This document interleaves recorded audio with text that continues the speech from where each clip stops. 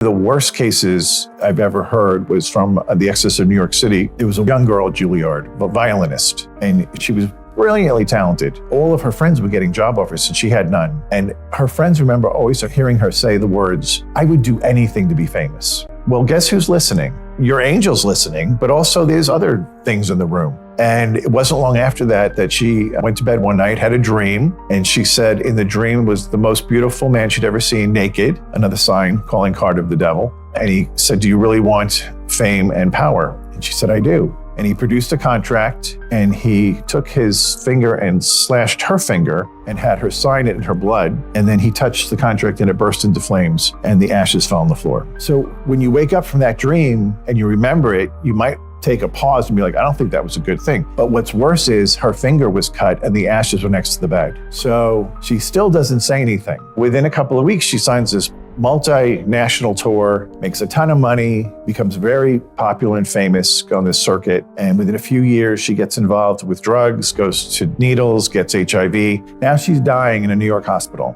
And this whole thing comes back to how this started. And she calls her Filipino mother and tells her the story. And mommy calls the chancery, hysterical. "I need an exorcist right away for my daughter." So Jim is the exorcist. He shows up and they tell him the whole story from the dream forward. And he says, "Okay, well, that's not good. You signed a blood covenant with the devil. So I'm going to need you to break that with the blood covenant. So you're going to write out the whole creed and then you're going to sign it in your blood." Well, the doctor's like, "She has AIDS. She's not signing anything in blood. Not going to happen." And he says, "Well, then you need to step out of the room because she needs to do this." And she did do it. And she signed the contract, the whole faith in a neat little package. And she signs it and she convulses and flatlines, dies. So now the doctor comes back and he's really upset. The mother is out of her mind. They're all blaming the priest. Hysteria goes on for about 10 minutes. And then all of a sudden she jumps up off the table. She's back.